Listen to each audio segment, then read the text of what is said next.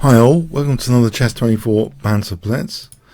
Okay, I just want to quickly show you this premium code. This voucher code Kingscrusher gives you 15% off, and you can challenge me and any other streamers. You just turn up 20 to 30 minutes beforehand, send the challenge off, and we have it in our challenges ready to challenge you. So it's a great system there for challenging, if you want to take advantage of that.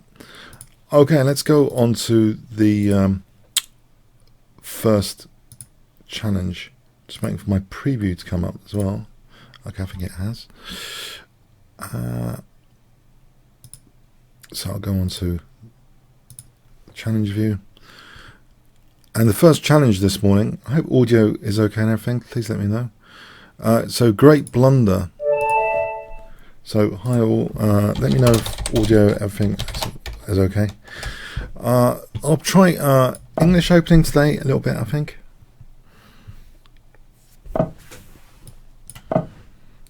So trying to control that sensitive, or not sensitive, central light square with the English opening. This sometimes, I can sometimes play bishop g5. I'll keep an option open with this pawn at the moment. Let's keep an option open for that. It's right now with that. I think I will play e4 because as if black wants to play d5. Queen d7 I think runs into knight g5. I'd get that light square bishop because there's no bishop h3 there. Alright, so I think getting this is valuable in some respect. If bishop g4 f3, so bishop h3, I can just take that now. So I think this is a little mini win here to get this light square bishop. This mini accumulation of advantages, as Steinitz has mentioned, if you can accumulate small advantages. But it's up to me to prove, really, is it a small advantage? I'm wondering h4, but there's knight h5, so maybe just this for a moment, because this bishop's probably better there, tying black down to e6. Oh, yes. Okay, I'll put my volume down a little bit on my own speaker here.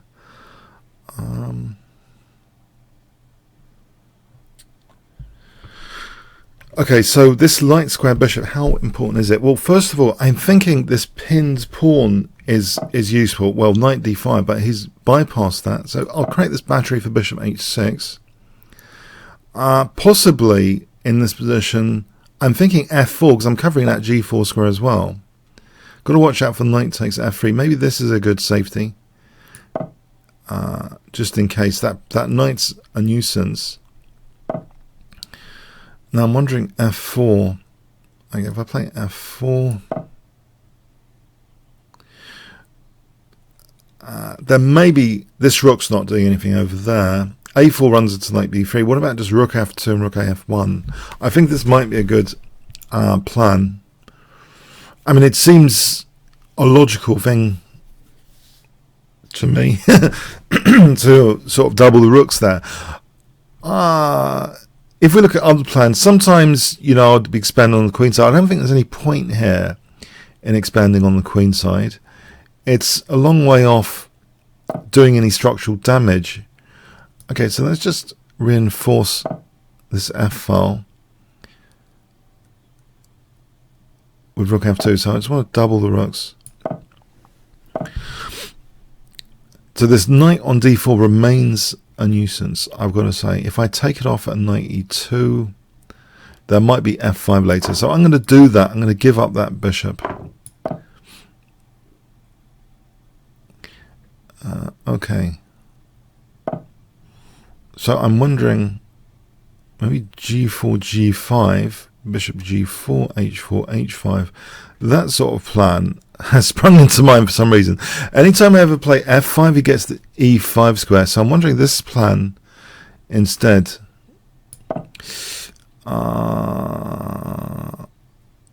Is it controversial? g5, bishop g4, h4. Is it a bit too... is it creating too many weaknesses? The g5 pawn is held by the queen on d2. I'm just wondering about this plan, how effective could it be? If you think in terms of structural damage, remember I said earlier there's nothing over here, but if I have h4, h5, hg, there's an isolated pawn all of a sudden. So I'm taking the 2-pawn chain island into a 1-pawn chain island. So from that point of view, it's a pretty long-range plan, but I am thinking bishop g4, h4, h5. And then to take and then maybe use the h-file with rook h1. I don't know how weakening this is. If e5, I think there's f5. Okay, I can still pursue this plan. I think that knight's just waiting for the e5 square. If I ever play f5, there's that juicy e5 square. So I'm pursuing this plan, h5. It's a structural plan. One of the, if you might have heard of the minority attack, one of the basic, more fundamental things about minority attack is to try and inflict some structural damage. So here, okay, if I play knight g3, h5, have I achieved anything? Well, maybe in the future f5 will be more effective. If I take on h6, it doesn't seem very good here. Actually, well, maybe actually rook h1, maybe. But then there's e5, it's going into that self-pin. Don't want to go into that horrible pin with my queen on d2. So what about just knight g3 for a moment? Let's see, h5, okay, at least there's no pin here. It's an upgrade on that. If e5, that blunts out the e5 square. So f5 without giving e5 for a piece is good. Now I can try and use the h-file maybe.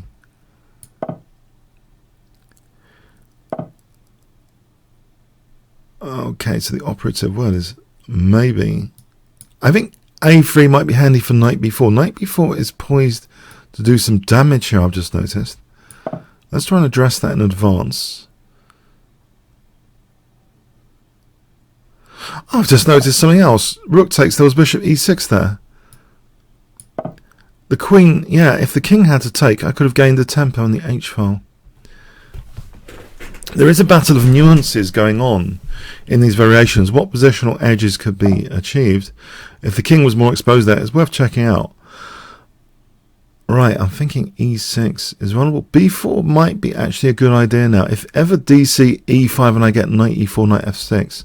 And if ever bc, then that b file is another road for my rooks. This b file, or maybe the queen to come into the queen side. Okay, the exchanges here, interesting. Now there's no entry point for the queen. Do I want to keep a pair of rooks on? I'm thinking rook b1, bc, just to check the versatility of my opponent's position. But he could play rook h4 and queen h7. I don't want that danger, that exposure. So I'm going to take here, I think, and leave it a bit more simple. Queen h4, bishop h3 at the moment. If I played this, I've got a b file to play with now. Okay, the time's running low though. Okay, this means I can blunt the bishop and play knight e4 to f6. That was one of the objectives of bc, either the b file or getting e5. That blunts the bishop. Bishop can reroute. What I've got to be aware of is queen h4, I think. I'll try and seal up the h4 square. So if I can play knight e4 to d6, but without queen h4, so having the cake and eating it, as they sometimes say, is an expression. You try and get an advantage without the disadvantage. Now knight f6 here, or knight d6. I'm wondering knight d6 seems to be just win that e6 pawn tactically. This is cool. I'm just looking out for these entry points. I think I can take here and leave that bishop blocked in. And I just want to exchange the queens off, because I think this ending is going to be favourable to me. And well, having that h-file is nice. f5 would be dropping off next. I think if I can get the queens off, I think this is pretty non-controversial now. I can just march my king to e4 and then play f5. I believe this is very, very comfortable. 2 pawns up. I just glide the stop b5. Pawns on light squares is good against the bishop. The bishop's never going to be able to attack these guys. So I think I bring the king in to e4 and then play f5. Alright, thanks for the game, Great Blunder. Okay. Fuchs Riedel. Okay, let's see. Fuchs Riedel. Excuse the pronunciation. Let's try knight f6. Okay, a sigh of relief as the London system has not been employed, which I'm yet to get a few books from Amazon on because I'm sick of losing to the London system. Okay, anyway, no, it's London system style, but with c4 it's okay. I can bear it. I believe. It's when that rock in the centre set up, it's a nuisance. I don't know what to do. I'm thinking I shouldn't move any pawns and create any weaknesses of the last move in general, but I tend to do that against the London system. But anyway, we're in an unusual territory here, actually. Why not? E5, d takes. There's a tactic on d3 here. There's a loose piece on d3, which this queen can hit. Now, okay, there is bishop takes e5 though, knight takes, but then the knight is loose, rook e8, the knight moves, and there's queen takes d3. I think, yeah, this has gone off the beaten track a bit, because this usually isn't a tactical element, I think, a loose bishop on d3. Now, it is possible to do a classic maneuver here. What I consider it classic to get into that d4 square. If you look at this, if I can... for a moment, I'll reinforce e5, but if you look at this structure, there's an Achilles heel, the d4, and whilst black can control d5, white can't control d4, and there's an implied plan here, which a lot of King's Indian players use a lot with great effect. Knights, maneuvering a knight to d4, like knight c5 to e6 to d4, or even f4, because that could open up that bishop. I will play that first move, because it is hitting the bishop. I can neglect this for a moment. But then my e5 pawn is vulnerable here. Knight h5 is a loose piece. Knight takes e5, but maybe knight takes g3. But let's have a look at bishop takes e5. I think that just wins a pawn. So I've got to tread carefully, actually, with regard to e5. In fact, I'm wondering... Okay, maybe knight d7. I'm wondering if this is a mistake when I play. Knight d7, though, and I could still have this maneuver, perhaps, to go into either f4 or d4. So knight e6, and then maybe c6, queen e7. The knight's got an option for either d4 or f4. So let's have a look at this. Queen e7, c6. Now either knight d4 or knight f4. Now either way would extend the bishop, actually. If I ever took with this pawn, then I'm extending the bishop on that diagonal. If I took like that, then it's one square, and it's an extra... It's a dangerous pawn in the centre, I think. So, but I think actually knight f4 takes the vote here, rather than knight d4. The problem with the pawn on d4, it can be easily blockaded. I think this is better. I'm going to play this way, because I like that the bishop. I like getting the e5 square. Okay, I can clamp down on... I can take this pawn as well, but that's a bit greedy. However, it does give me the c5 square. It's more than the pawn here, and there's no backfire on the pawn, it seems, that easily. So I think I will take that pawn. It's a bit greedy, but if I can just return to base and then play knight c5, I think this should be okay. So if I play queen e7, knight c5, there's another pawn there. Am I going to be super greedy?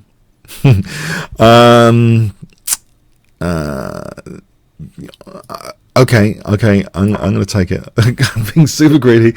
Now, this often doesn't end well, taking pawns in general. One has to be very, very careful. Okay, especially in Blitz, the power of the initiative is amplified already. It's much more harder to defend positions in Blitz. But here, I don't think the dynamic play is there yet to damage me too much. So I'll blunt that c file. E5 is okay. This bishop's blunted. Okay, I think I'll take that. And then maybe b6. I've got my loose rooks at the moment. Well, they're not connected. Can I afford b6? I'm hoping b6. You know what? Bishop b3 looks a little bit scary.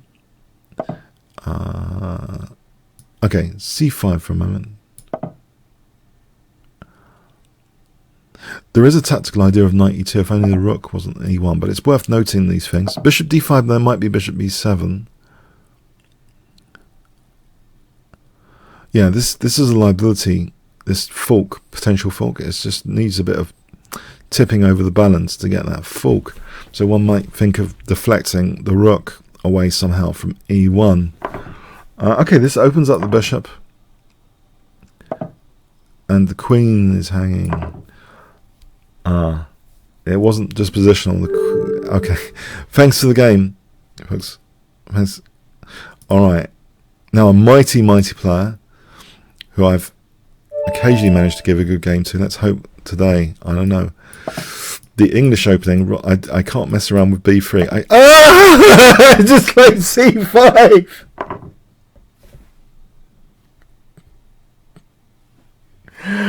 I think I've just ruined the game.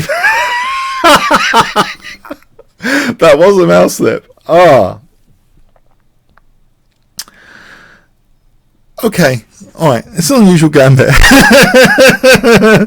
It's an unusual gambit, to say the least. This looks like a Smith-Morrow gambit or something. No, I wouldn't try this one at home. Okay, I seem to have, I don't know, there's a position here anyway to play. It reminds me of something. I'm not sure what. What does it remind me of? Some sort of French defence, actually. It does remind me of a French defence. Let's take here and try and make the best of things. If I can keep a strong point on e5. A strong point on e5.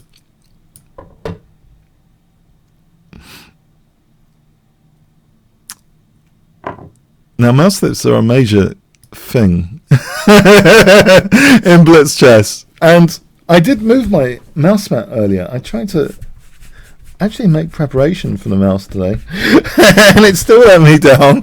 Okay, so queen h5. Actually, I don't know. It seems a little bit dangerous, this position. Queen h5. What's going on here? I think I've totally flummoxed my opponent. I don't know. This position seems too good for the likes of me to have for an accidental pawn loss. Okay, so if I play queen h5, g6, queen h6, I'll be holding the bishop on f4. If I can swing a rook somehow, I'm thinking rook b1. Okay, the bishop on f4 remains hanging. ef, knight f6, queen h4. Looks like a position where it's a little bit dodgy. That is it better to keep the e5 pawn?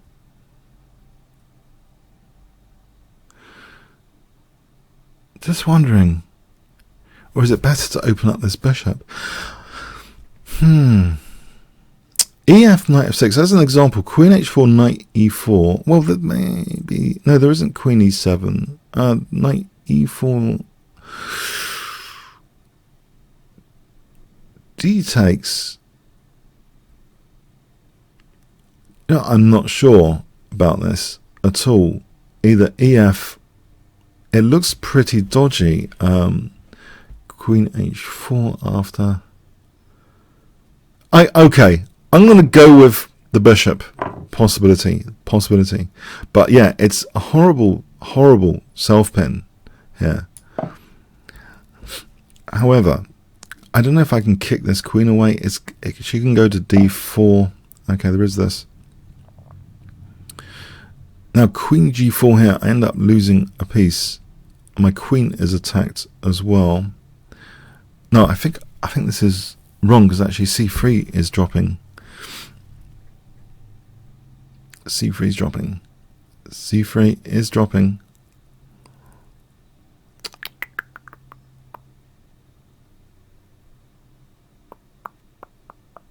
Queen h5, rook takes f4, queen g4, knight takes c3. In that position, bishop e5. Nope.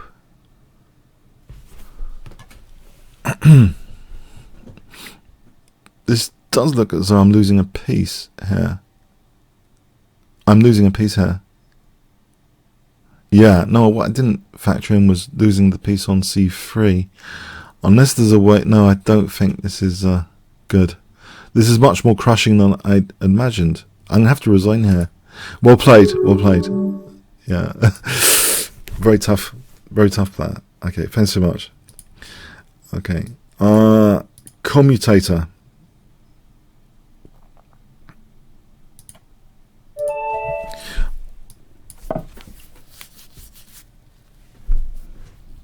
Okay, the commutator.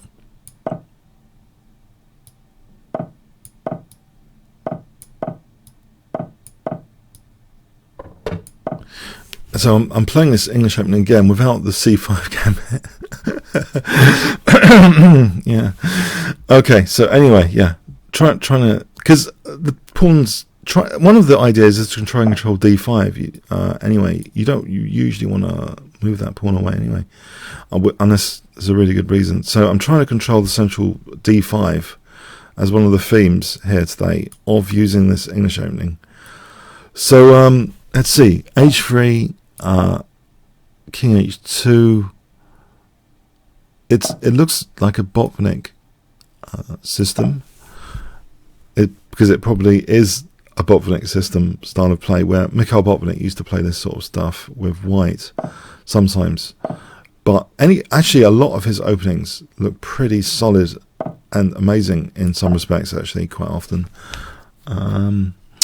So let's see, Queen D2. Maybe there's Bishop H6. Rook E1 for D4 might be.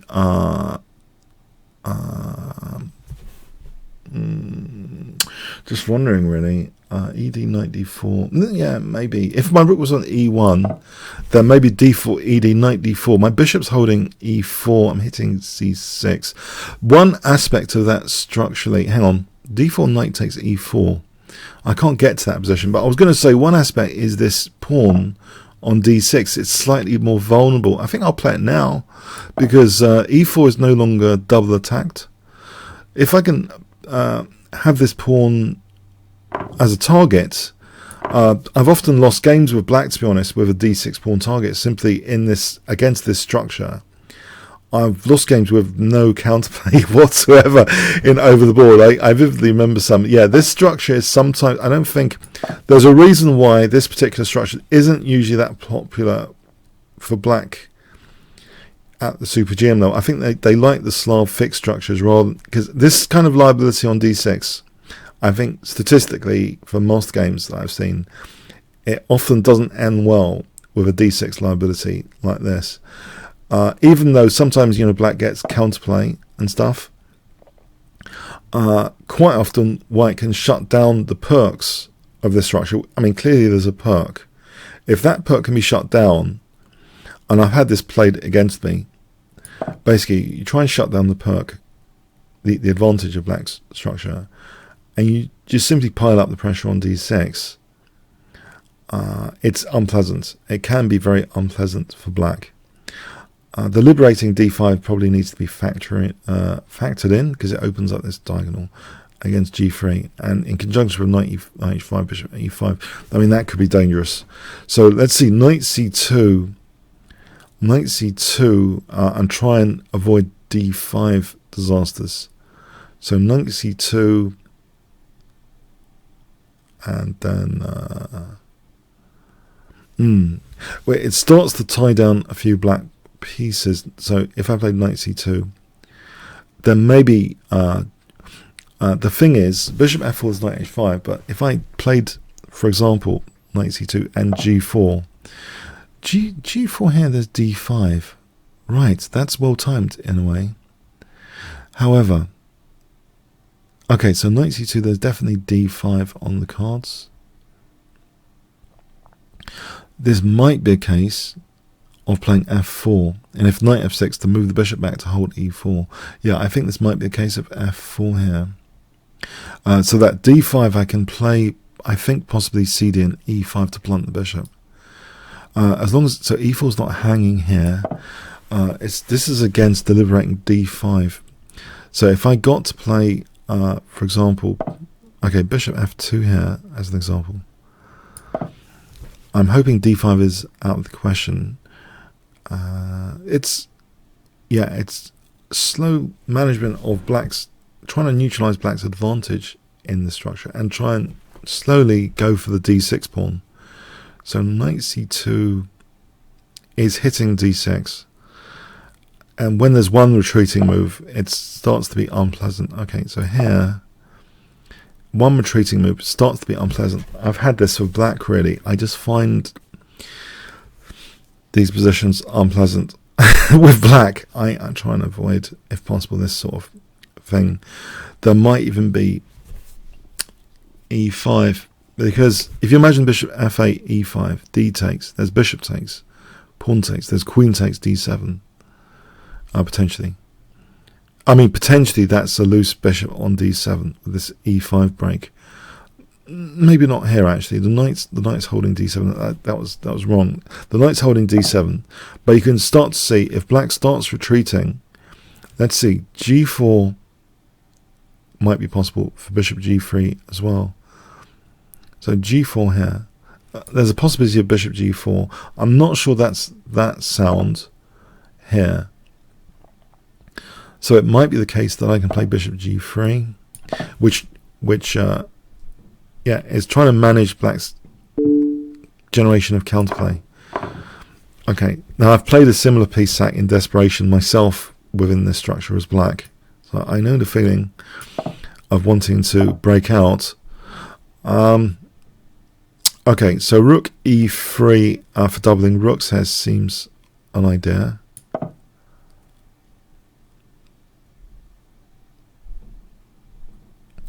Now d6 is a long way from being an issue, though. With this piece sack, yeah, an emphasis has changed. It's a long way from being an issue. Instead, okay, I'm doing this doubling now.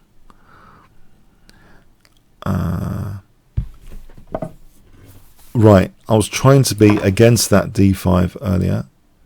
Now knight takes f4 is maybe a good move, actually, as long as there's bishop e5. This self pin isn't that bad, maybe, unless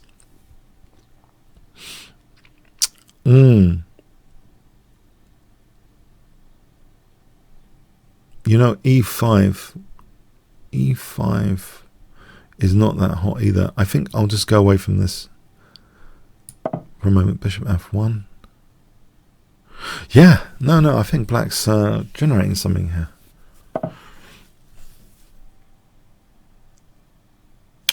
Queen f2, queen h5, king g1. I hope.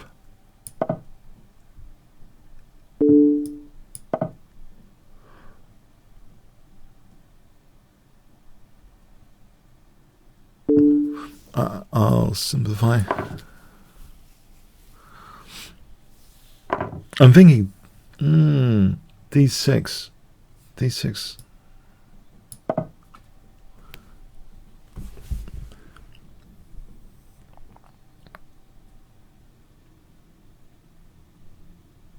I'm hoping this is okay. Okay, there's a bit of a... Oh, if the rook swings in, it's going to get really dangerous.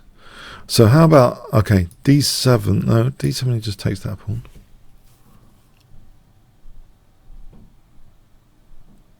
I think some counterplay has been proven here. Bishop takes, rook takes, maybe rook g3. But the time, yeah, the time situation is bad there. Okay, thanks for that, commutator. Okay, Cobra. So I'm playing the English opening again today. But I'm thinking that structure, you know, can sometimes be avoided, by the way, by waiting for white to take on e5 so you can take and get rid of the pawn on d6. Sometimes it's worth considering how the structure could be avoided. Because that process, once it begins, of getting rid of the advantage of black structure, that e-file pressure, leaves you with a pawn your pieces start getting tied down to. I know that from experience of in over the board. Some miserable games I've had with that structure with black. Okay, so let's see. Okay, right, so this I haven't exchanged. This is a bit of a Slav gambit sort of thing at the moment. It might be possible for black to take. And again, I'm making it a gambit style. I'm going to give that pawn up. because sometimes I feel it gets a fun game for white. That e4 becomes sometimes possible with e5. Now, there's a philosophical detection here. You can sometimes detect the opponent's style of not wanting to create too much dynamic play. So that's very cautious, not taking this pawn. So that emphasis is probably interesting to note psychologically if you're in an over-the-board game. If you're playing a cautious, solid player, I think any stylistic useful conclusion there's classic recipes against a particular style of play. So let's see if black doesn't want to create too much play for me. I might have to grind black down with a long-term strategy. There is a certain dark square weaknesses here in black structure, and this seems out of place actually. Bishop b4 to me, it seems out of place. Although there isn't a pawn say on f5, there's quite a few pawns on light squares. The dark squares c5 and e5 are going to be interesting with this structure, even though there's no pawn on f5 to make it like true wholesome, Dutch stone wall structure. It's nearly there. It's weak on the dark squares a bit, I think. And I'm wondering just to let that happen. I think CD or even a3 here.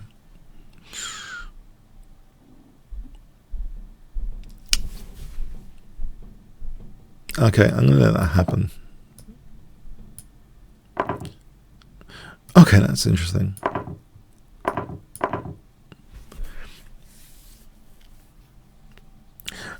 So structurally, a lot has happened now. A lot. This G file might be useful. I've got a clamp on E5 at the moment. For the G file, yeah, I'll play this and Rook G1 and maybe E5. So again, okay, Knight G4 is also a dangerous. Knight E4 is dangerous. Maybe Knight E5 here, and consider taking on E4 and F3. On Knight G4, well, yeah. I think this simplifies things a bit. Another possibility is to slowly kick the knight. This might be better, actually, more sensible, to play Queen C1 and slowly kick the knight. If my knight's kicked, Knight D3, I believe. If I slowly kick the knight, mind you, Queen H4, Queen H4. How dangerous is that? That probably is fairly dangerous, Queen H4 coming in. That's a tactical consideration, and it's an important one probably.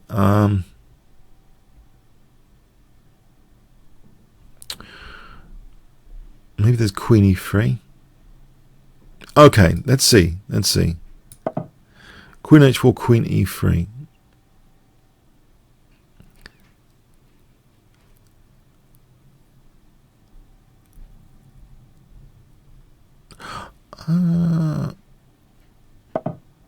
Something Queen E3 here.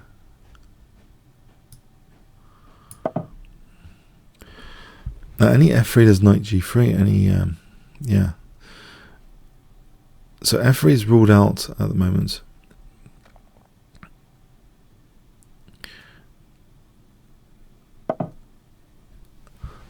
Alright, so Knight F3 here, the Queen moves. Knight D3. Knight D3 holds F2 again. It might be a good idea to kick this knight slowly with King G1 and F3. I think I'll do that. So F3 without Knight G3.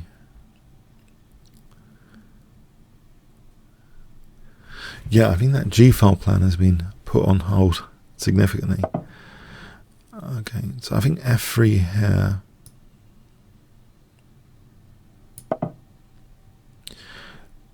GF, queen f4, knight f4, knight d2 needs to be checked out. Well, knight e6. FG here, I'm getting that e5 square, except there's knight takes c4 here.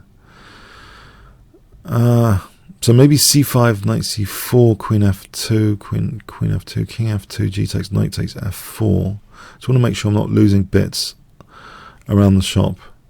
So maybe c5 or cd. Now cd might be better, and then fg, and then fg, knight e5. I think that might be better here. Trying to get this e5 square. Let's see, I might snap off on d3. So I'm thinking, okay, if knight c4, there's nuisance moves. Alright, if I get this e5 square, that's bishop d3. Alright, he's given me this e5 knight. I'm wondering about that. If that was necessary, he could have taken on d3.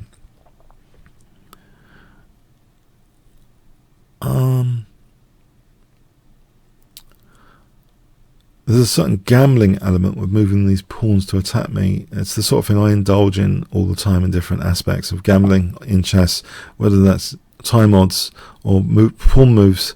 But it makes for exciting games. But here I'm in the position of the unusual position of the positional player, I think. So just trying to. I was going to use the word parasitically exploit the weakened squares. I think I don't know if that's a fair thing to say, but yeah, it feels as though I'm parasitically exploiting dark squares here, which he's just given me on a plate. And I haven't done a thing. Okay, so knight g4. I haven't done a thing here, and I'm getting a good position, which is fine, I think, as a style of play. So queen e5. I've just got a nice knight on e5. Queen e5, knight e5. I don't think there's any attack in the foreseeable future after this. And because of the vacuum of weaknesses now, black has to watch out for knight g6 maybe at some point and other stuff. I don't think this is a pleasant position for black. Okay. All right. Okay. Thanks, Cobra. Thanks so much. Okay, Dimitri, I think there's a different adjective I have to find. Exploiting, taking advantage of, not doing anything but exploiting weaknesses. I don't know, I need an adjective for that. I don't know what it is, the adjective. But anyway, maybe it's just called provoking weaknesses. And I've just played e4. Okay, so knight f3. Let's try this knight f3. Now, I had this friendly club blitz, which everyone was keen to be on increment against me. I don't know why, but they were playing this Maroczy bind against me endlessly, and I was having these miserable positions. So I thought I'd try and inflict the same sort of torture on my opponent today with this Maroczy bind business, avoiding all the fun of the Sicilian defence. Okay. If I can exchange off that light square bishop, it's not going to happen that either, is it? Getting that exchange of the light square bishop. Can I play knight d5 here to try and get it in? If you have a took, I take it on d7. I'm weakening some light squares in my opponent's position. Will I have any opportunity here in tapping into them? Probably not. Right, probably not. I would need to preserve the knight and take this knight off with my bishop to try and get into light squares like f5. So if we look at this, knight h2, bishop e3, bishop d4, queen h5. The problem is, if he has a pawn on d4, there's no knight e3 to f5. If you imagine trying to get a knight to f5, it's a bit tricky here. And in the meantime, rook c8 and c4, blasting down the c file. However, it might be worth pursuing this. This option is just better for black, this cd. So I'm going to go with that. I'm going to pretend as though I can get into the light squares later. Now he could play f5. f4, rook c1. Let's see, f4, f5. Is this mostly harmless? Any f4, f5 is going to pounce with bishop g5. Any queen d2 to rule out bishop g5 might be interesting. f5 could be possible for black. What about just queen h5? There's f5. Any knight g4, there's f5. What really makes it comfortable for black is this knight on d4 here, clearly. If I played f4, f5, yeah, this is just comfortable for black, this position right now. I got this ambitious plan, but it's difficult to realize. In fact, he's trying to weaken me on the corresponding dark squares. Funny. Okay, so queen h5 here, though. If I could prompt the doubling of pawns, which I don't think is going to happen. Oh, no, knight c2 wins material. Oh, I get it. Knight c2 wins material. Unless that knight's trapped after. Rook d1. No, hang on. Rook c1, knight e3, rook f3. The knight, is it trapped? It might be. I hope so. Please let it be trapped. Attacking d3, okay. Forking again. a3, knight d3 is a significant pawn. I can let the knight win a2, and in the meantime try and whip up some attack over here with knight g4 and rook f6. Rook h6, g takes, knight f6. Yeah, I think I'd go with that. So knight g4 and rook f6. And then rook takes h6, so there's knight f6. So rook f6 here. Rook takes h6. What he's created is dynamic f-file here, by the way, in that transaction we just had. Winning the a2 pawn but allowing this attack seems a bit unwise to me, because this f-file didn't even exist for me as a possibility before.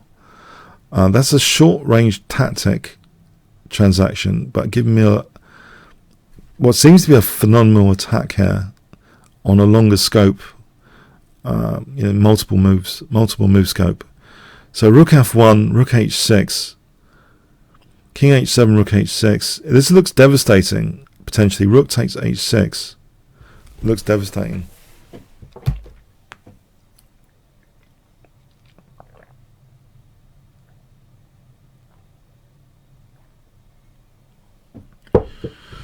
Now, I might be wrong.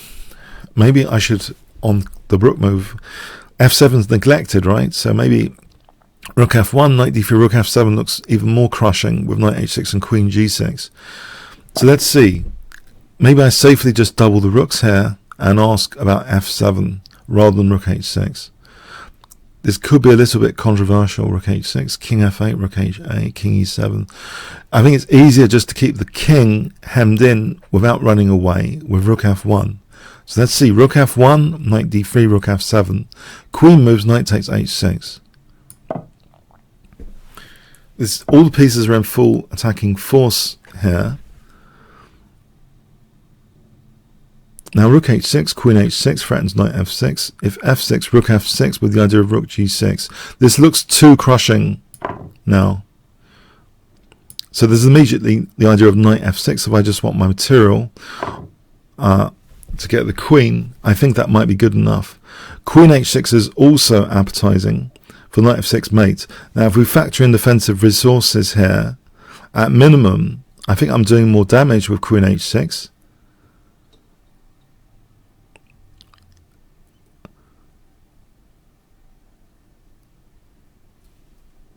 Am I?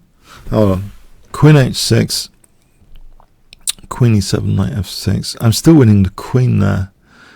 So maybe, I'm hoping this is okay.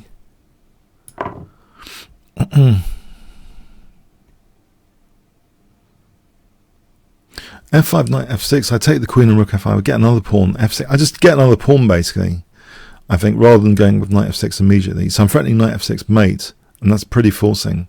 Knight f6 mate.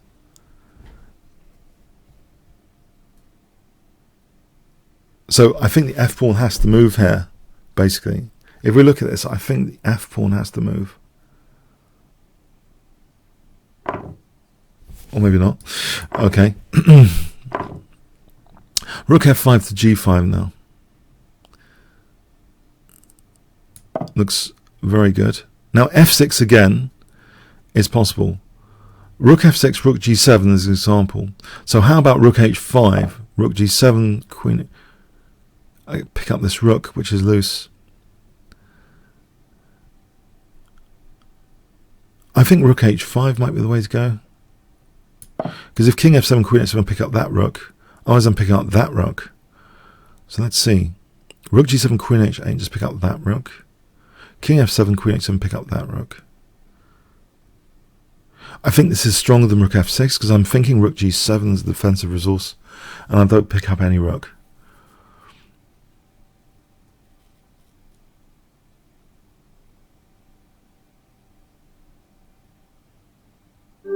Right, thanks for the game, Dimitar. Night Driver. I remember Kit, the film program Night Driver. That was good. That was a great program.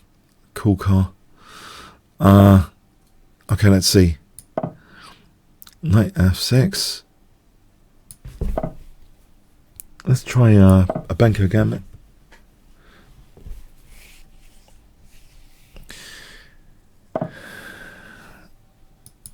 So a6, b5, maybe.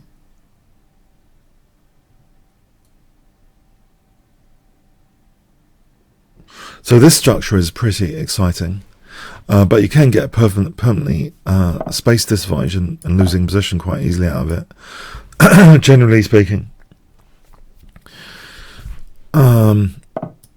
If white plays all the cards right and neutralizes all the counterplay, white ends up with a space advantage, potentially.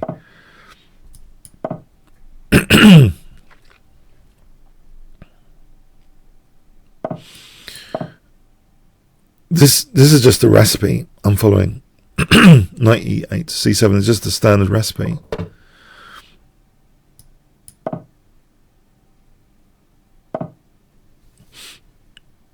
And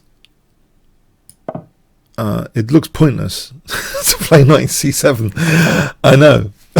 It looks absolutely pointless. Pardon me. Don't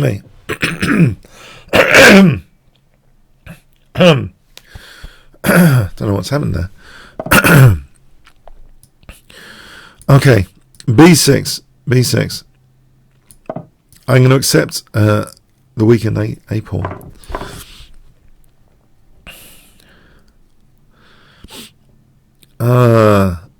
Accepting the weakened a pawn for a bit of piece play here.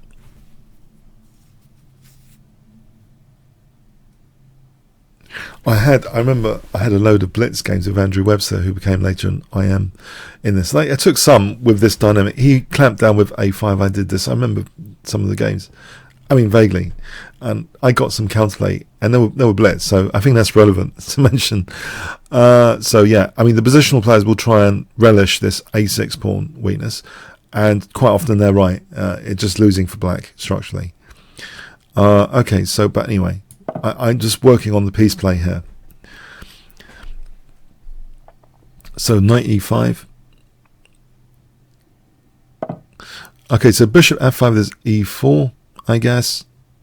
Knight g4, it might be worth considering here. Yeah, I'll go with that.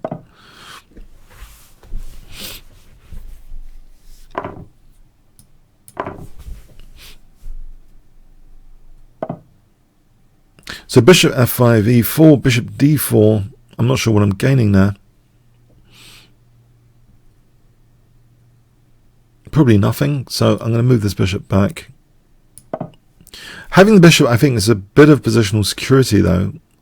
This bishop is potentially, you know, it's controlling quite a few squares. The a6 pawn isn't an immediate liability. Okay, so rook e8 and queen b8. If I just carry on this plan of trying to make use of this temporary piece play, should we call it, queen b8, the c7 knight is protecting a6 still, so piling on a little bit of pressure. I could play king f8. I've seen this move in Banco Gambit theory, king f8. Or maybe it's just something engines come up with to protect e7, so you can get on with using the rook without worrying about e7. So queen b7, king f8 to leave the bishop on the diagonal as well, rook b8 to put a bit of pressure on b2, rook b1, and then maybe things are looking a little bit rosy here if white is getting pacified to b2. So so king f8, rook b8, triple. Okay, this is the plan. Let's work out how good it is. Triple on b2.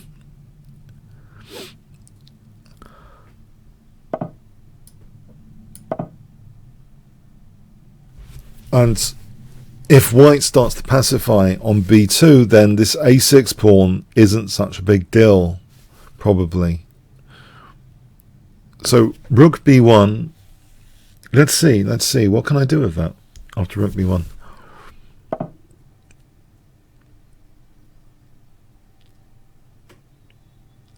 Doesn't appear to be much. Let's see. An exchange sack. I've got an exchange sack available. Rook takes b3. That's a bit dodgy though, isn't it?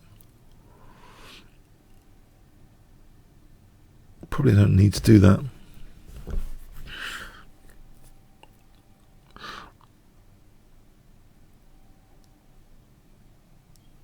I've had another tactical thought on king here. That bishop f5 e4 does open that diagonal. If I'd sacked on h3 later, that looks like devastation.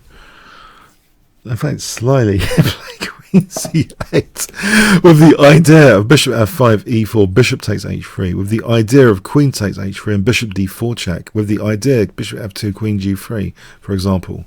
That looks dangerous. So bishop f5 e4 opening up the diagonal. Then bishop h3, g takes, queen takes, king g1, bishop d4. This is very sly stuff on this side of the board, where my opponent probably didn't expect anything whatsoever to be happening. I've switched attention totally to the king side here.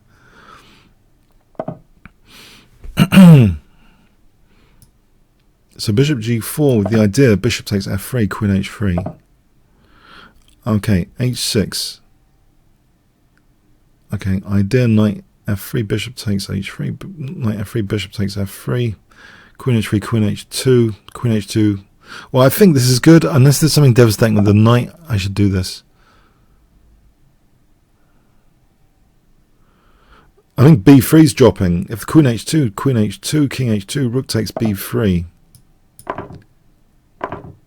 So combining attack on both sides of the board here. Well, there's bishop d4 here. This would seem dangerous for the c3 knight as well. Queen g3, king f1, queen f2, bishop f2. Well, b3 drops after. There's also queen f3 here. These are very, very good options. Queen f3 looks good.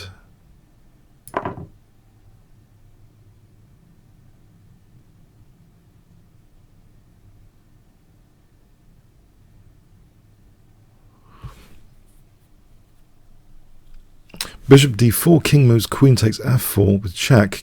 So that's good.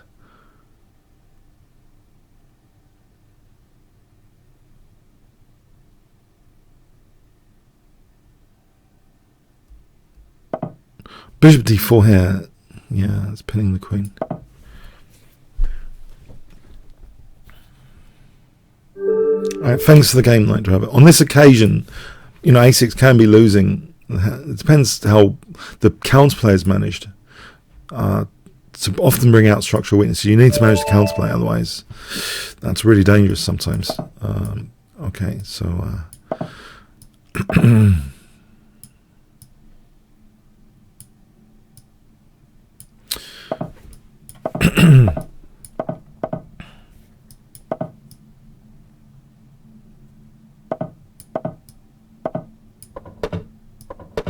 This looks like what I call wet lettuce.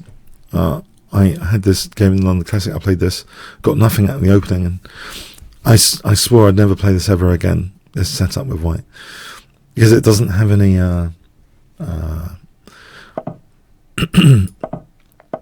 any attacking potential against the king. However, there is a however. It's kind of an acquired taste to gain space and stuff. Let me just back in back in a minute. Hold on. Okay. B5. Let's play B5 here.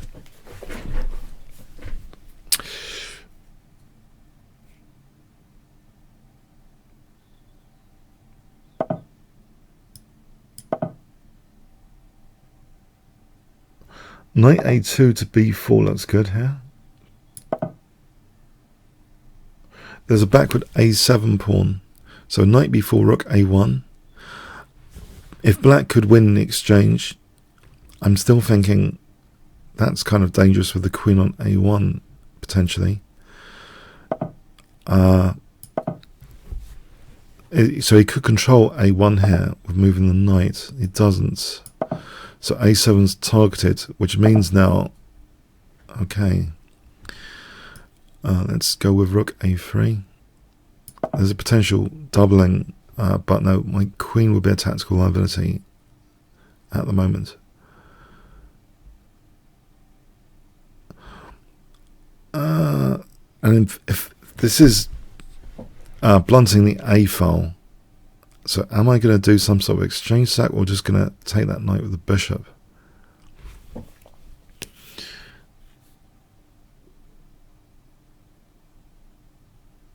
Right, that's interesting. That's an interesting problem. Okay, D5. D5. Whoa. Okay, knight takes CD, bishop takes A5. This might be worth doing. I'm hoping it's worth doing.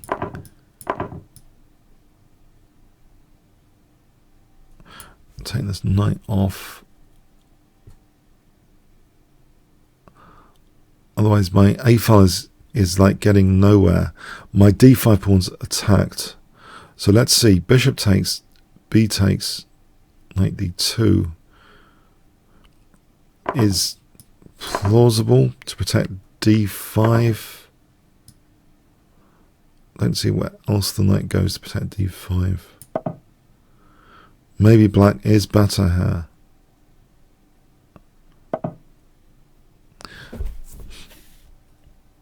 Get this rook out the firing line.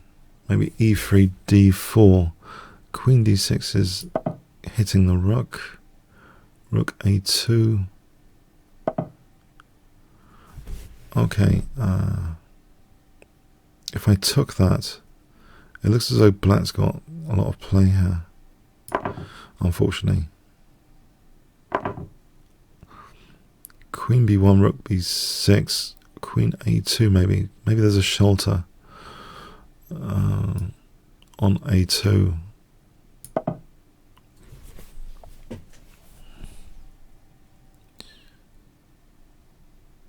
This looks, I don't know, is this going really passive?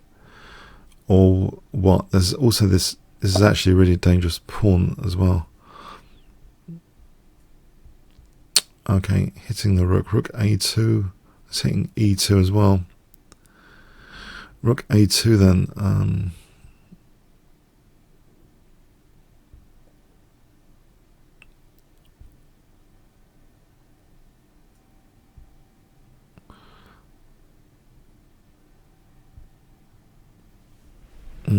This looks very unpleasant now.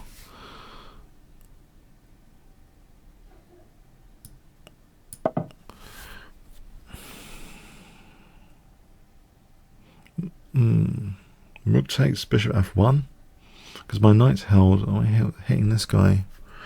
Do I get away with this move rook a2 or not? Is there rook e2, queen e2, bishop f1? Queen moves. Queen e8. Set b5. Queen e8 is possible there. So I think rook e2 might be plausible.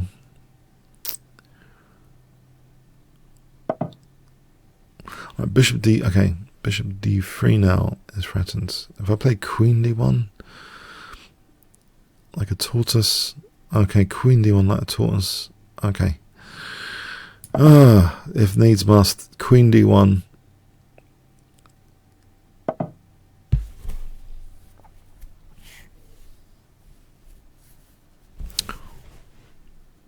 Can I play knight e4 here?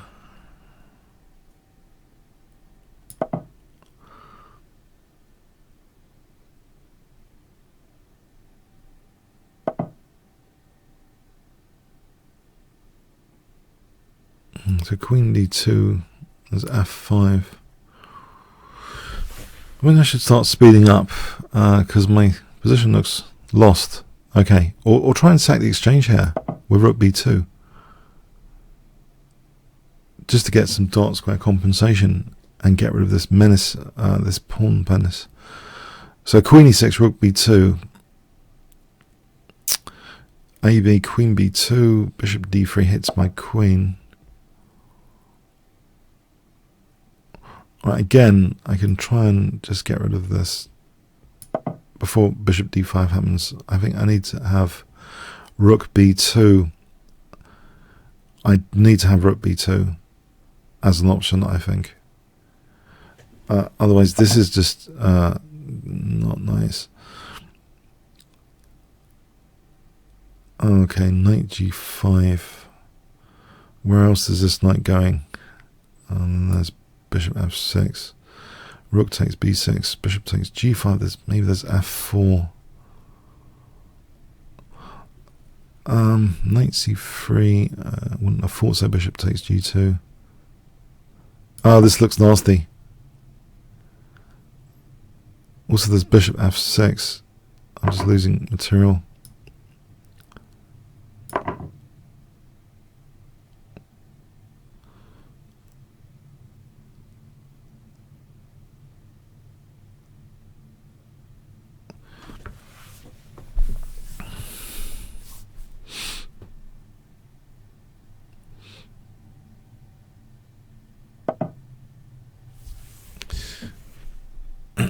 Yep.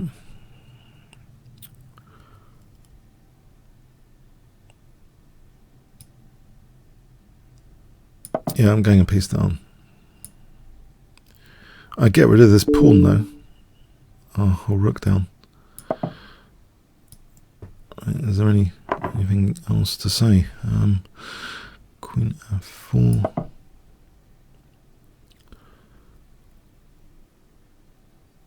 Any cheapos, any tactics, any tricks at all to think about?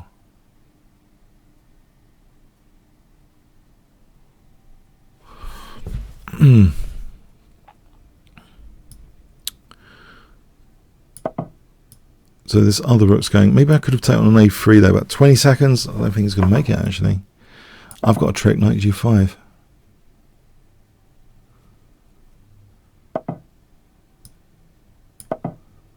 Queen h7. Don't think he's going to make it.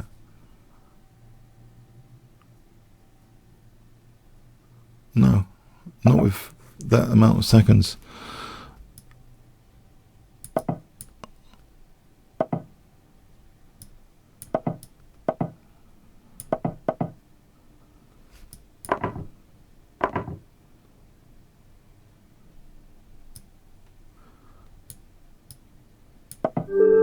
No, it's too short on time.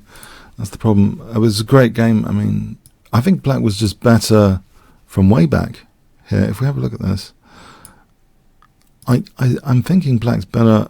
As soon as I gave up the dark square bishop, I'd say white was okay here. Maybe I shouldn't have given up that bishop.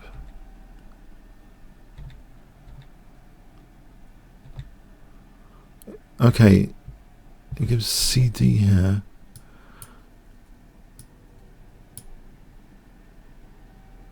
Oh, 94. Okay, White's better there, but the way I played it, okay, so black starts equalizing. It's equal now, but I think things go really downhill after. Actually, I'm right. It seems as soon as bishop takes a5, it should be logical actually, because I think black has the bishop pair and the passed a pawn. I've just given black the bishop pair, passed a pawn. It was very, very woolly, this idea to try and. The pawn was never weak. It actually became just a dangerous passed a pawn, and black opening up the position for the bishop pair. This is just nasty, nasty position. It just gets nasty.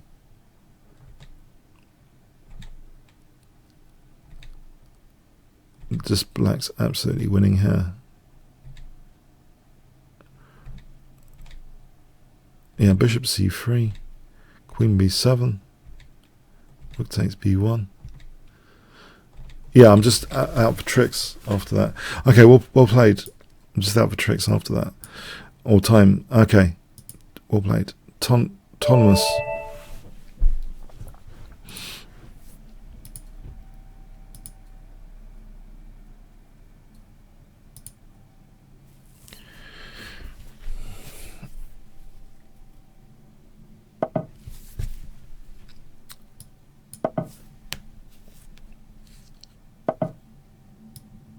Let's try this Benoni structure again.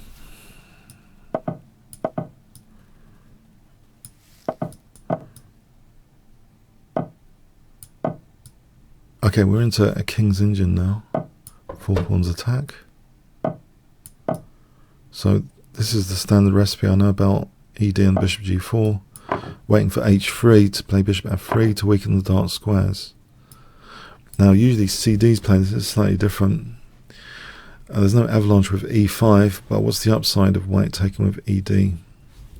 If e5 is kind of ruled out, I think it's what is the upside? Do I need to know about the upside for white here? Maybe I still would play bishop g4. So still this idea of policy of dark square play. So h3 taking to try and maximize the dark square play. So a6, rook b8, b5 is also a plan here. If white plays a4, yeah, this looks as though it's totally pointless again. I appreciate that. Because white's clamped down on b5. However, with b6, which is like an overkill, we get a scenario where I have the option of b6 to have a weak a6 pawn, but b2 is exposed. You know what? I'm tempted to try it again. This structure, a6 versus b2 structure. Even my knight's not on c7 yet. There was no need to play a5. There was no way I was going to play b5. I did vaguely have a quick look at queen a5 to b4 to try and, bishop f3, queen c4, that sort of plan. But that's a bit vague. I think the pawn didn't need to play a5. But the knight did a very good job in the earlier game being on c7. If white's going to double on a6. A knight on c7.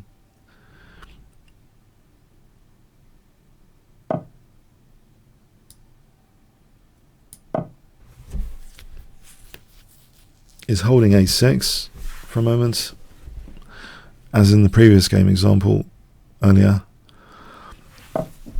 So we have the same sort of implied plans. I can try and treble on b2, except knight a4 wins an exchange, and then rook b4, bishop d2. Got to be careful about knight a4. Bishop f5 here, bishop d3. Okay, it's very different actually, isn't it? Tactically. Let's try this. I'll try this. And have a look at this knight a4, rook b4, bishop d2 business. Bishop f5, bishop d3, rook takes c4, exploiting the pin is possible. So if I'd have a temporary contact with c4 here, it might be tapped into with bishop f5. So that's good to know. There's a bishop f5 to the rescue, potentially. So look at this again, knight a4, rook b4, bishop d2, bishop f5. In fact, I play rook b4 here.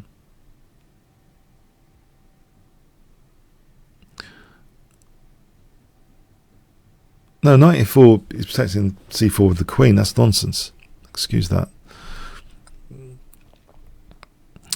Rook b3, or okay, hang on. There's b3, which means queen b7, knight e4, rook b3 instead. Bishop c3. Okay, I'm going to do it.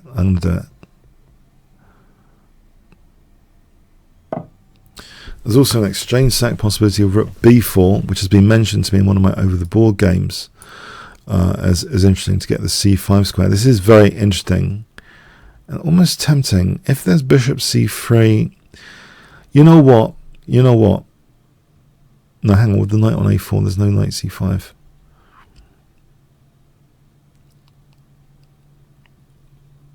Rook b3 might be the more sensible option at this point to treble. Allow bishop c3. It might be the more sensible, yeah. To just treble.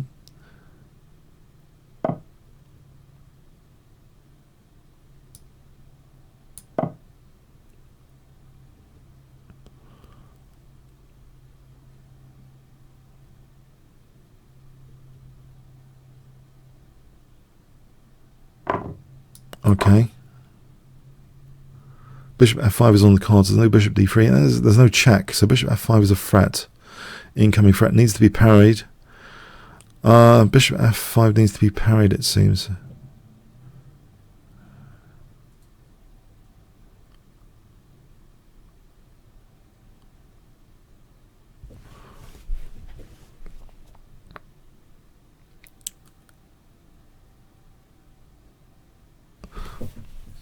White's pieces don't seem entirely happy about protecting b2. So two rooks and knight seem to be protecting b2 here without any upside. There's no a6. Alright, bishop f5 here, bishop d3, queen d3. There's nothing there tactically to gain, it seems. Queen b4, rook a4, and there might be rook c3 there. Queen c3 takes, rook takes b1 check. So queen b4 tempts rook a4. I think rook takes c3, rook takes b4, rook takes c2, rook takes b8, knight takes b8. So queen b4 puts a bit of pressure on white.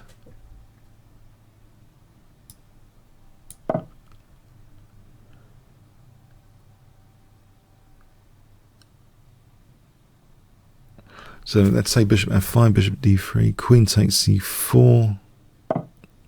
Right, I was thinking rook c3 here.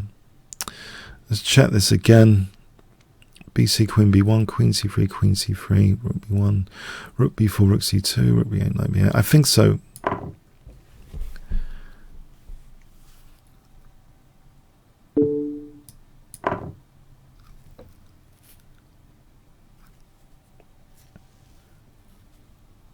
There's a lot of pressure on, yeah, that B pawn versus the A6 pawn is an interesting thing from today's session to consider, even if it is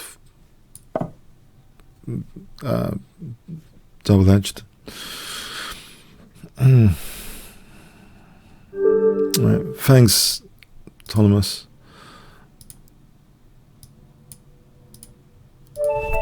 All right. Okay.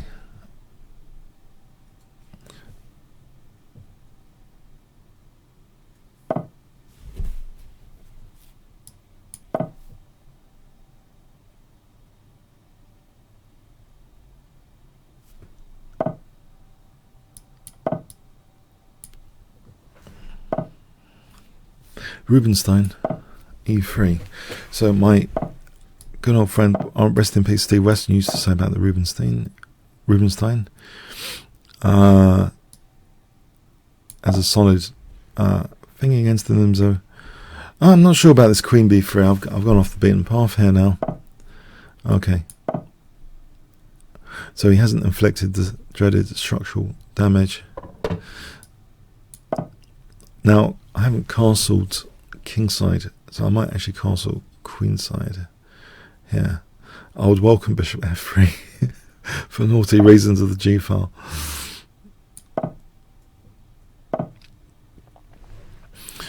Okay, e4 is to be considered as well. Maybe queen c2 for a moment.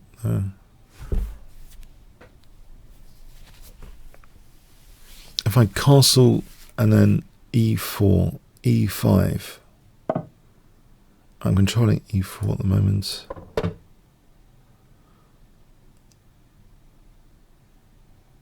g4 loses a piece immediately. d5 loses the c5 square, but that might be okay. Oh, that's interesting. Knight d4 now. That's interesting. Why would he want to do that?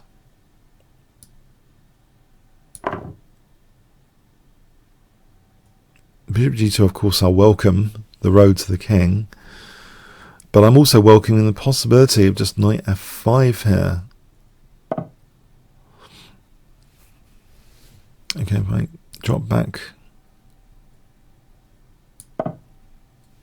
for a moment.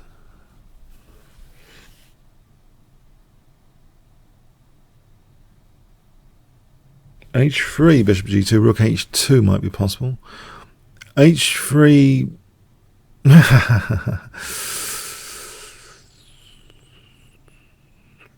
so we have an opposite side castling scenario from the Nimzo Indian.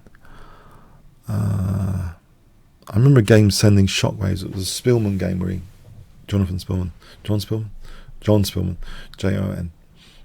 Yeah, it was published in British Chess Monthly, I think, and he castled queenside. It was a dramatic attack after.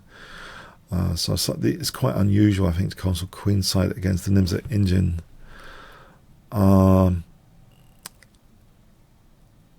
Was it? No, I think I'm talking nonsense now. Forget that. Anyway, I like opposite castled games sometimes.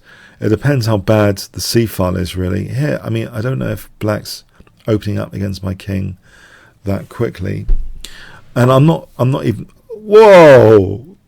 That is definitely a rule-breaking move. The problem with rule-breaking moves... Okay, it seems as though there might be just cause in the short term. But we take this a few moves down the line, and surely fundamentally, right? Fundamentally, this is very, very, very dangerous for black. Surely. Just take this downside a few moves down the line here, like we would with pins. You know, pins, I said, short and longer term downsides. Just take this a few moves down the line. This looks like I might even have rook g6 later.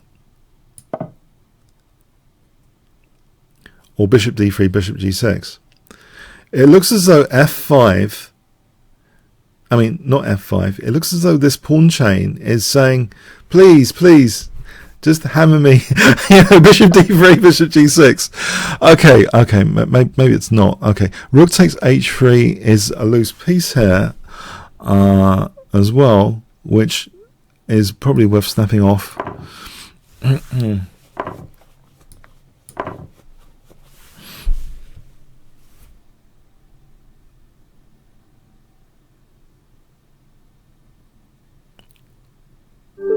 Okay, thanks. Yeah, probably the panic factor of the G file. I think it's not something. You know, even if I won with bishop G2, I think I'd feel bad about it. I actually think I'd feel bad, even if it was technically the best move. It's okay. It's like it's like driving on the wrong side of the road or something. You might get away with it in some exceptional case, but I don't know if you want to make that a habit of taking like pawns like that. It's just a bad habit. Even if you did win a game with it, I think, I don't know, that's plunging too much into the realms of technically accurate moves, which might give you bad habits. Like if you're at a weekend congress, yeah, you can play technically accurate moves in the first few rounds, but as you get more and more exhausted, it's the good habits and principles which will probably be important when you're tired. On those days you're tired, you know, you don't want your basic principled chess to be too distorted.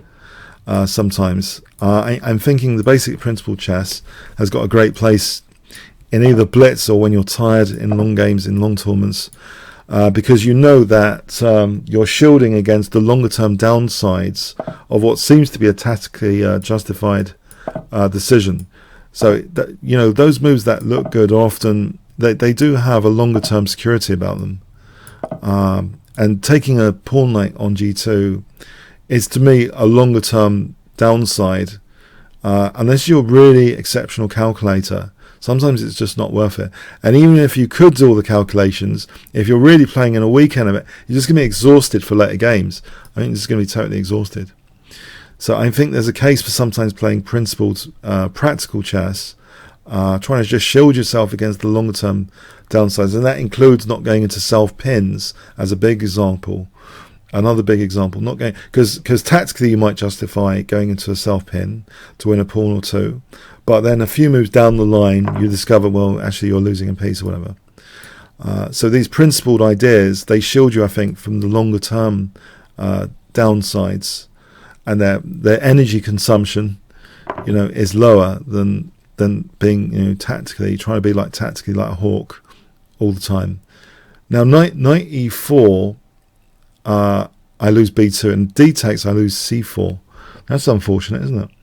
Bishop takes e4, I don't seem to lose anything.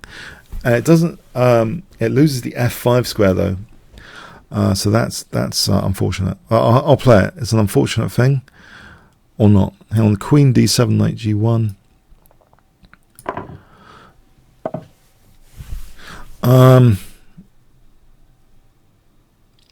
Okay, let's put the bishop back here.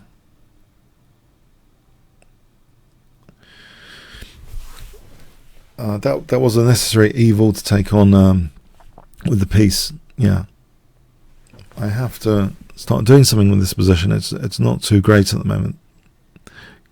And let's see, queen d2, and try and stabilize c4 with b3, so I can play d4, d5 later, because I have got a pawn on e5 shielding e5. So that seems to be a better plan than usual d4, d5, because usually there's knight e5. So let's bear that in mind. So queen d2 seems plausible. In fact, d4 now seems plausible in one go. There's rook e8, bishop g1, and the e4 square is sunken. Okay, queen d2. I'll start with queen d2 and get these liabilities off the e file, although f4 then becomes... Okay, I need to contest the e file, I think. Maybe knight g3, just knight g3. As soon as I move this bishop back, there's bishop h6. Just knight g3 here. Conceding d4 for a moment. A little bit of d4 pressure. It doesn't matter about that at the moment. Not too much. Trying to control e4 now. So d4, knight e4. I'm controlling e4 a little bit. d4, d5. Knight a5 is nasty, isn't it?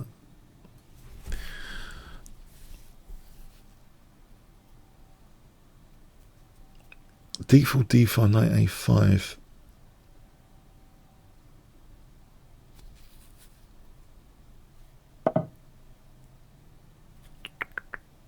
Or bishop g1, bishop g1. Bishop g1. Has bishop g1 got anything going for it? I seem to be going into a self-pin of sorts here. What about rook f2 to e2 then? Although I don't like this position that much.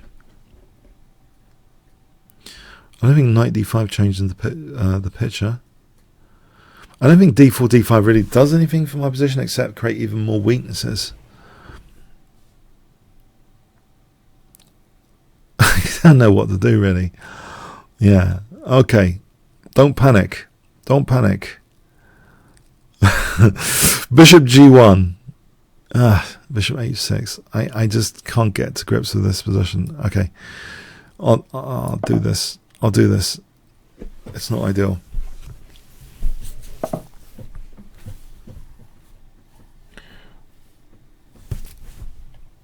We got an e-file contesting battle. Knight d5, knight d5, bishop d5. Maybe it's worth doing this. Maybe it's not. I don't know. Actually, Maybe he doesn't want to take that. Okay, maybe he does.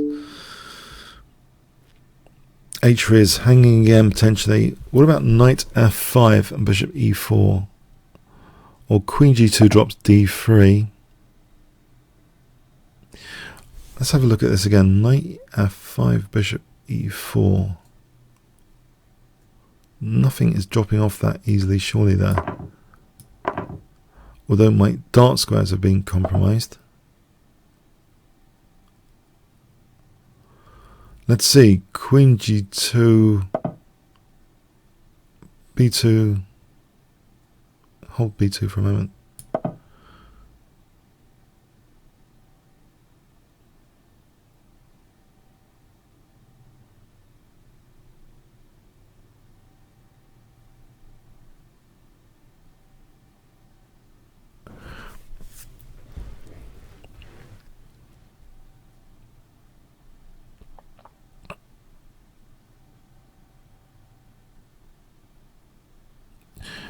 It's loose. I have this looseness feeling about this position. I don't like it. I got weaknesses. My opponent's position is more compact. The structure is more compact.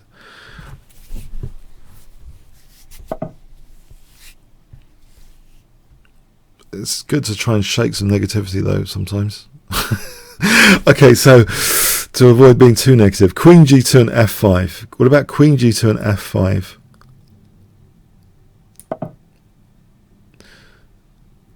Try and dissolve this isolated pawn, basically, at the further expense of my dart squares. But if I can dissolve this isolated pawn,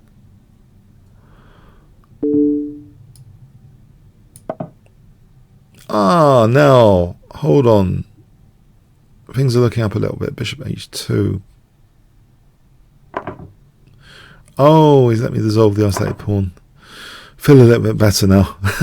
Structurally, I feel a little bit more happy structurally, getting rid of that pawn at least. And the piece play seems to have gone up as well.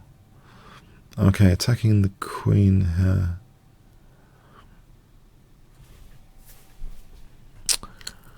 Well, I can take in bishop h2, rook d7.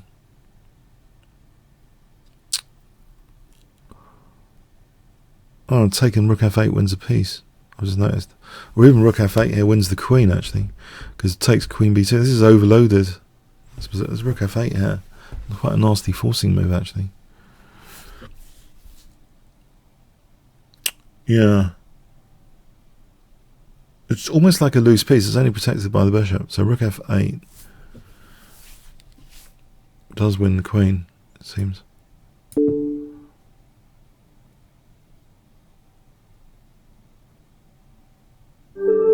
Alright, thanks for the game, Watch. 2 minutes to go. Does anyone want to play? Okay, I think we should talk about the voucher code. So, remember, it's really quiet in the summer, but this is an excellent site, chess24. And let me just show you about the voucher code again. Now, the reason I might mention it now as well in the summer, all the premium features, tournament coverage like the British Championship later this summer, I think it has been absolutely excellent. The coverage on chess24 is outstanding for things like the British Championship coming up in August. So it's well worth becoming a premium member. So if you want to challenge me and other streamers, Kingscrusher, Kings is plural by the way, you get 15% off. So there's that to talk about. But also, okay, generally, if there's any questions quickly about today's stuff, any lessons, I think even though I'm tactical, I like to be structurally aware, as you might have noticed. There's always ups and downsides with damaged pawn structure. Sometimes you do get enough piece play. Sometimes you can squash the opponent's piece play and just expose their structural weaknesses.